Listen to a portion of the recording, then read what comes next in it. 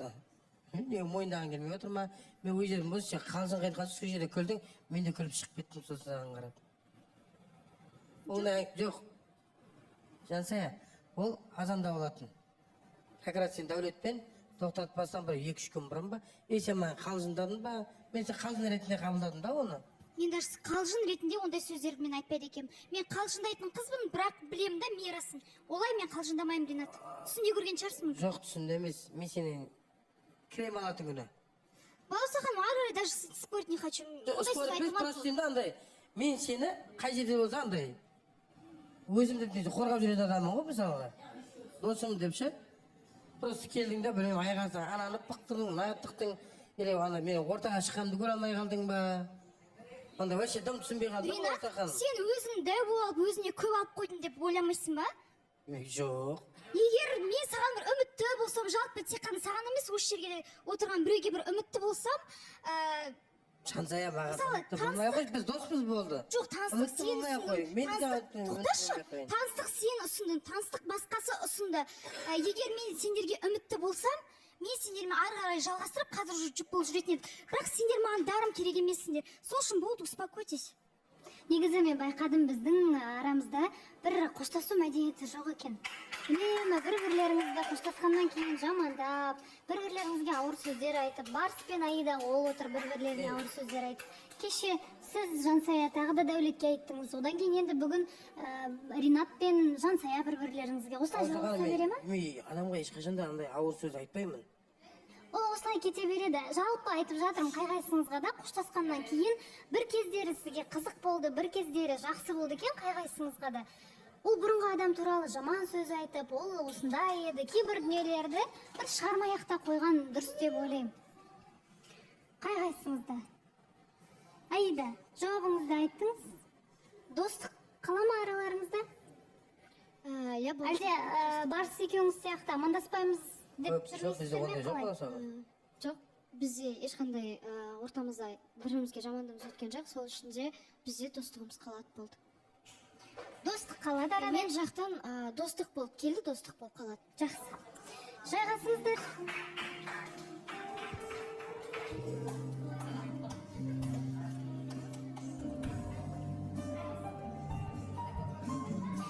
Енді дәл бір осы ситуацияға ұқсас тағы да бір ситуация болған еді. Құрметті көрермен, эфирді көргенде шығарсыздар бәлкім.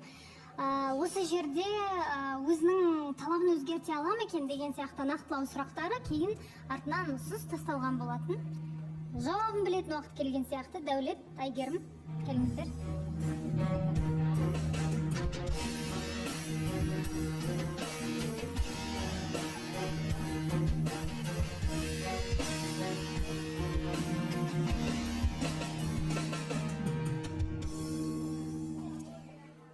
Қалайсыздар, қалдарыңыз қалай? Саламатсыз ба, қайырлы күн, Балуса ханым. Сол кішкене ауырып қалған болмаса, қалған бәрі күшті, көңіл күйіп керемет. Кешегі ситуация енді таңғаларлықтай. Себебі күтпедім бұндай жағдайды. Оның алдында біз жай ғана видео түсіруге ғана ұсыныс білдірген болатын. Содан басталды ғой жалпы осы мәселе. Сол кезде мен келісім берген болатым, себебі мағыналы видео болды. Жарайды, неге түсірмеске деген оймен. Бірақ мен жақтан бір өзім Аида айтып кеткендей, өзім де повод бердім деп айтпаймын. Себебі мен ағам ретінде қарап жүрдім.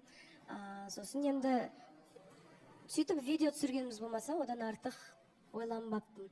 Енді осы күнге дейін, әлі күнге дейін қазір де ойланып отырмын енді жауабымды. Себебі мен енді өздеріңіз түсініп отқан шығарсыздар, қаншалықты маңызды екенін. Сол, енді Дәулет. Мәселе жаста ғой, солай ма? Жас та бар, және де осы жерге келгенде айттым ғой, алдында да айтқан болатынмын. Жалпы бұл кісілерге мен өзім отбасым сияқты, ағам сияқты қараймын деген сияқты. Сондай ғой, сол мағынада. Бірақ енді әркез өзім қалағандай бола бермейді. Адамның барлығы жақсы. Дәулет мырза да өте жақсы адам. Енді Әйгерім, жаңа айтып отырсыз ғой, кеше де ойландым, бірақ бәрібір де уақыт аздық етті, әлі де ойланып отырмын деп. Жауабыңызды шамалы дайындай берсеңіз болады. Мен қатысушылардың пікірін білгім келіп тұр. Мен айта кетсем бола ма? Айтыңыз, иә. Қайырлы күн баршаларыңызға. Енді шынымен де айтып жатыр, ешқандай повод берген жоқ. Мен бұл енді таныстық алаңы болғандықтан, енді мен бір қарам қатынас болмады екен деп бәрін тоқтап тастауға да болмайды. Мен просто әрекетін жасадым. Енді я десе жақсы болады, жоқ десе оған да көреміз. Ақерке? Иә, баласы ханым, негізі кеше жаңа енді кім Жансаямен негізі Ринатты таныстықта болды ғой, бірақ енді оларда көрініп тұрды, кәдімгідей білмеймін бір қызығушылықпен басқамен ұсыныстың болған, бірақ Жансаямен Дәулетті таныстықта болды. Білмеймін, неше таныстықтардың тоқтағанына өте аз уақыт өтті. И кешегі әрекеті бір Дәулеттің кәдімгідей енді тіпті соқыр адамға солай көрінді ма деп ойлаймын, себебі Жансаяға ұсыныс жасалған кезде бір Дәулет бір түрлі состояниеге түсіп қалған болатын. Негізі я деп қабылдайды деген сенім больше болды да, и жоқ дегеннен кейін мен білмеймін, енді Дәулетте кішкене Жансаяға деген жек көрушілік қалыптасты ма, соған байланысты просто қазір Жансаяның реакциясын шығару үшін ғана жасалынып отырған таныстыққа ұсыныс деп ойлаймын. Себебі Дәулеттің тарапынан білмеймін, Әйгерімге бір қызығушылық танытуы, тем более Әйгерімнің келгеніне бір апта плюс-минус енді болып жатыр.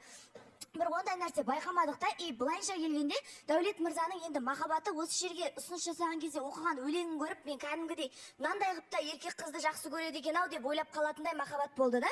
И ол махаббат бір аптаның ішінде, білмеймін, или просто біздегі кейбір жігіттер бір тауық махаббат па, білмеймін, түсінбеймін да. Осы жерге тұрып алады да ортаға, сен менің күнімсің, сен менің айымсың дейді да. Білмеймін, ол қызды, білмеймін, даже сіз мысалы Жансаяға до конца да бара беруіңізге болатын еді, себебі сіз кәдімгідей көрсеттіңіз да өзіңіздің ұнататыныңызды. Ал қазір алып мына жерде мен ойлаймын, жалпы бұл жай ғана Жансаяны қызғандыру үшін жасалынып отқан нәрсе деп, және де Әйгерім жайдан жай ортада бір үшінші адам болып қалғанын қаламас едім. Ақерке, мен айта кетсем бола ма? Енді мен шынымен де қадамдарымды жасадым, бірақ басқа тараптан маған қарай не болмаса, әрекет дей ма, ұшқын дей ма, отдача болмаса, мен ары қарай талпынбаймын. Дәулет мырза, сізге мен сұрақ қойсам бола ма? Негізі сіз мысалы сол видеода екеуіңіз бірге түскен, ол видеода Жансаяның инстаграмдағы фотоларына, видеоларына қарап сіз аласұрыватсыз да, жерді ұрып, айғайлап, мысалы ол нәрсенің бәрі не үшін? Егер де сіз уже ол қызбен таныстық сізде тоқтаса, сіз просто сол нәрсеге себеп бере аласыз ба? Не үшін ол нәрсенің бәрі болып жатыр? Неге әлі одан бір бас тарту, просто контентіңізге қоспай-ақ қою деген сияқты нәрселер жоқ? Тіпті сол видеода сіз Жансая үшін қайғырып жатсыз, қасыңызда үшінші қыз болып Әйгерім тұр, сіз сол видеомен бүгінгі әрекеттеріңіздің бір жауабын беріп тастаған сияқтысыз просто. Баласа ханым, айта кет. Жалпы сол видеоны мен көрген болатынмын. Сол кезде өзімде комплимент ретінде айтқан болатым, Жансая екеулеріңіз күшті жарасасыздар дегендей қылып. Енді ол мағына, ол видеоны не себеп түсірдіңіз, сонда белгісіз, оған да тоқтала кетсек енді. Енді ол видеоны өзім парақшама салған болатын, мен қарым-қатынас тоқтағаннан кейін. Бірақ енді келесі кім келеді, үміткер бола ма, ол белгісіз да, ары қарай жалғастырып сала берейін деген ниетпен істеген болатын енді. Ондай бір жаман нәрсе жоқ ол жерде. Балзаға мен айтайыншы, қазір простандай ғой, шынымен кеше бір ситуация бірінші өзі сұрақ бастады ғой, жаңағындай талаптарыншы, и момент бір сондай бір момент болған, бір сондай тұғырыққа кіріп қалғаннан кейін ғана бір сөз сала салған сияқты болып бізге көрініп қалды негізі. Шынымен де жаңа Ақерке айтып кеткендей, көрдік қой қалай сөз салған кәдімгідей. Сен ешкімге сөз салынған жоқ әлі. бұл кісінің бір Сөз салынған жоқ қой, Баласа ханым. Адамды мазақтап сөйлеме, тоқтай тұр. Мен не үшін сұрадым? Талаптарын анықтап сұраған болатын. Содан сұрап алдым да, иә жоғын білдім, одан кейін ұсынысымды айттым. Жоқ, сенікі қызық екен да, мысалы, сыртта видео түсіруге шақырады екенсің, жаймен бір танысу деген әңгіме ғой енді, видео шақыру бір әшейін бір не болып тұр ғой. Шақырса осы уақытқа дейін басқа қыздарды шақыруға болады, именно осы қызды келіп шақырып тұрды мысалы. Қазір түсінбей қалуы мүмкін, иә жоғын сыртта біліп алдым дегенді. Жоқ, сол жерде. Іште жасқа байланысты. Жоқ, жаңа талаптарын білдім да, одан кейін барып ұсынысымды айтқан болатын мен. Соны айтып жатырмын. Талапқа тірелген жоқ мен ол кезде. Баласа ханым, мына жақта ұсыныс айтылған жоқ қой ешқандай да. Себебі менен сұрады, талабын қала ма жоқ па деді. Мен айттым, мүмкін, барлығы мүмкін бұл өмірде. Бірақ қазір мен айтып алайын, бұл жерде отырғандығымыздан бәрі мүмкін өмір болғандықтан дедім. Бірақ мен нақты жауабымды айтқан жоқпын. Сіз жақтан да ұсыныс түскен де жоқ. Айтайыншы Баласаға, неге ұсыныс түспесе, Анжела не істеп отырсың, онда екеуі не істеп отырсыңдар ана жерде? Жауапты бүгін берейін деп жатырық қой. Себебі бұл кісі айтты танысып көрсек дегенде, ұсыныс деген енді өзіміз Ал негізі біле білсең, анау бізде танысты адамдардың орны, біле білсең негізі. Бағана айда қалай өтсе, солай отырмасаң болатын еді. Ал сен қазір сен танысқа сөз салды ғой, сен әжеге отырып алатсың да бір жағынан. Бір жағынан негізі андай нәрсе, Дәулет, сен кәдімгі Ақерке айтқан дұрыс, бағанағы ше, мына жердегі таныстықтың сөз салудың кәдімгі сыйын құртып жатсың негізі ше. Сөз салу деген кәдімгідей андай болып қалды бізге. Ой, андай болып қалды да қоя салады ғой деген сияқты ше. Уже таныстықтың сыйы кетіп қалды. Бүгін Жансаяның бір ескі таныстарына не болған? Бүгін екеуі де кәдімгідей атып шығып. Шынымен де танысып тоқтады ма күтуің керек еді, болмаса ше андай сен бір или өзің сондайсың ба, көрсе қызарсың ба, или болмаса или жақсым өтіп баратыр деп жатсың ба, қартайып баратын деп жатсың ба, кішкене күтуіңе болар еді ғой, дәулет айналайын. Бекзат, енді сен айтпай ақ қойшы мына сөзді. Неге мен айтпай ақ қояйын? Просто, иә. Бауырсақан, мына Мен жерде айта кетейінші, мына жерде барлығыңыз, ой Дәулет, сен кеше ғана жаным күнім айым дедің да енді келіп басқа қызға жаңа сезім білдіріп жатсың деп ше. Негізі мен ойлаймын, Бауырсақаным, Жансаямен де мен сұраған болатынмын ше.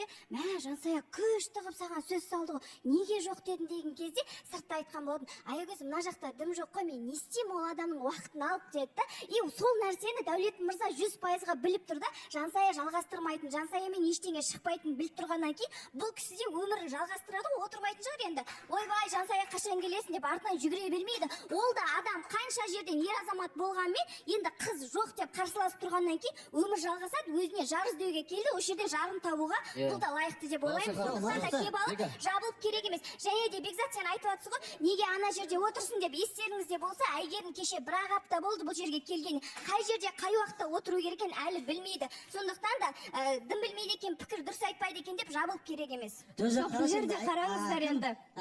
Егер де жауап бере салайын, Әйгерім өтініш. Негізі андай нәрсе ғой, егер де бұл таныстық болып жай ғана қоя салса, мен ештеңе демес едім. Просто бұл жерде поэзиясын оқыды, мен ғашықпын, шын жүректен гүлмен келеді мына жерде ше. Оның барлығын просто бір сәтте жоқ қылып жіберді да, одан кім айтады, сатты деді да маған.